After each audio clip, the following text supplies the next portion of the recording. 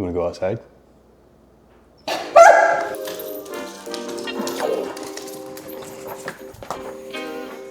Sometimes you gotta pray for a victory. Yeah, I'm overzealous when I'm thinking about the cash flow. I never had no handouts, just came natural. I've been testing so much, all these restless nights, all these different situations that I've been through. I seen pain trying to creep in through the window, but now I'm sliding through the hood in a Benzo. You gotta separate yourself just to elevate. I keep some drink in my cup to see through the hate. What's up, guys? How we doing? Wanted to show you the Bonafide and how it has turned out since we got it completely rigged. Well, I say completely rigged. We've got the trolling motor, which I really want to upgrade into the outboard motor from Newport. Talking to them, it's gonna be great. Wanted to show you what we've got set up so far and just show you kind of, what we're dealing with. So you guys have seen my first kayak camping trip that I did with this rig, and it was awesome.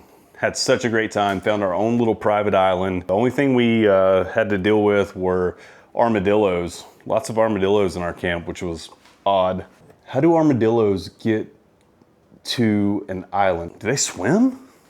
Is that something that they enjoy? I don't know. Wow. Anyways, I digress.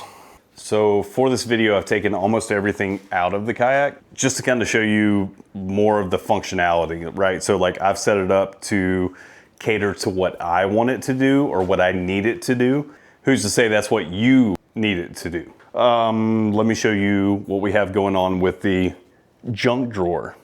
So this is what they call the junk drawer. You loosen it up here, you slide it out here, and you have a junk drawer. I've got pliers. For some reason, I have a trick worm. Interesting.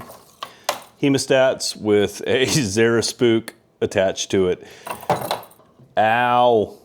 So you tighten this back up, the junk drawer, and it won't move. Beautiful. Awesome, comfortable seat here with the NRS Chinook. Super lightweight, super buoyant. This is an adult medium large. I am 6 foot, 185 pounds, and it fits me perfectly. So you see here, the seat is customizable, right? So the height can be determined by the angle of this leg right here. So you could go one this way, and it would be taller. It can go two this way to here, even taller. The only issue I've run into, although it has a beautiful locking system, is if you get this angle more than 90 degrees here, it may, just like that, so I've set it. If you sit down without it locked, it's going to, fall forward. That's no good. You don't want that. So where I like to keep it is the first position, the first slot. Lock. And you have plenty of height, plenty of clearance. The back peg of the seat still sits on the pad here. And it works out perfect. All right, so another super cool feature of the Bonafide SS127, which I know a lot of you guys probably look at the Bonafide line as far as bass fishing, fly fishing, whatever it may be. You look at the XTR 130, but I'm telling you, the SS127 is so sick. It's so stable. The platform is amazing. I do like the XTR in the way that it has the casting platform, if you will, in the front. The SS127 doesn't have that, but I will say that the stability of this kayak is incredible. I've been out on the lake, massive boats going by, huge winds. It really is fantastic. It's incredible. For a kayak, I feel like the XTR, you're moving more into a boat. Thoughts? Criticism? I don't know, but I digress. Look. Another super cool feature of the Bonafide SS127 is this awesome little cargo pocket.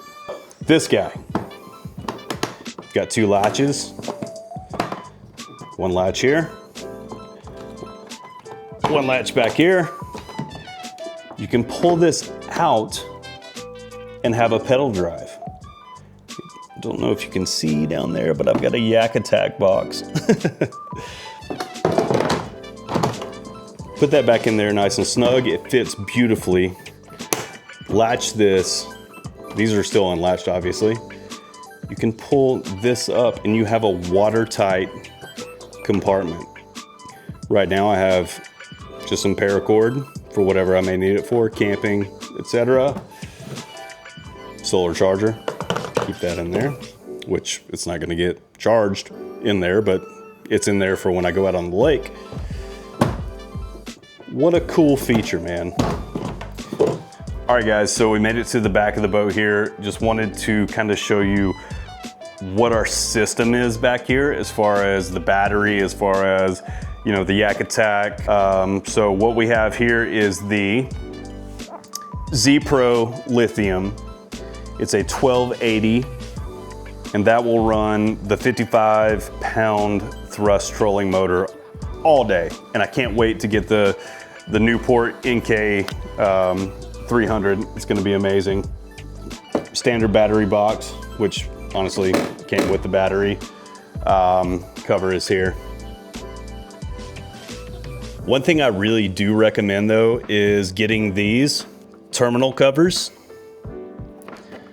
It helps so much, especially if let's say you unplug your battery right from your trolling motor or from your outboard and you're camping, whatever, it rains, you don't have a cover for this.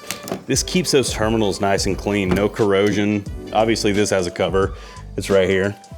So you would cover this up, go ahead and flip your breaker and you have nothing to worry about. I mean, what a great setup. The motor mount is incredible, super strong. No issues whatsoever. I feel like I could honestly just pick everything up from here and we would have no problems at all. And we have our stern light, which this is critical. I really need to get, honestly, a flag that can fly off the back of that, because I'm telling you, man, these boats out there, they don't see us, man. Not in a kayak, they don't see us, but wanted to show you what I was fishing out of. What a great rig it is. I've had so much fun so far. I can't wait to continue to kind of rig this thing out. I'd like to get, you know, some pedal drive. Obviously the Newport NK 300 is my next big purchase that I would like to install on this. It's so exciting, man. It's never ending. Honestly, oh, it pains me to say this, but I think I have to. So I'm going to get live scope. That hurts me. The way I grew up, you don't fish with electronics. Now you don't really have a choice. You have to Nintendo fish, man. You've got to have electronics. Everybody on the lake has them. Every kayak angler has them. Every, you know, bass boat angler has them. Every striper guide has them. You're outgunned if you don't have them. You can't compete. So one thing I was actually kind of thinking about was maybe doing some sort of like electronics free tournament. See what we can do. Like maybe early March, something like that. Late February, early March, where fish are kind of in that transition. And I think it would be really cool to have to fend for yourself without electronics and not just target schooling fish, but catch fish that are actively feeding, and you have to find them on your own, not with a graph. Let me know what you think about that. I'd be curious to hear. I know there's conflicting theories, if you will, about if that's fishing or not, but in my eyes, yeah, it's still fishing, of course, but I would love to have some sort of tournament or some sort of, I don't know, just group who doesn't rely on that, and we can go out there and just, you know, target them with what we got, which is our instincts. I think that's cool. So anyways, I'm signing off for the night. Thank you guys for joining me at looking at the SS-127. I'm super excited about it. I've had multiple conversations with Bonafide, and they are stoked to partner up with us. So I look forward to what comes next. The SS-127, I don't know if it could get better or not. I don't think it could. It's so great. If you want a little more stable boat-ish platform, sure, the XTR 130 is hands down your boat. As far as I'm concerned, where I'm gonna be fishing, some river stuff, some lake stuff, I don't know if you can beat the SS-127.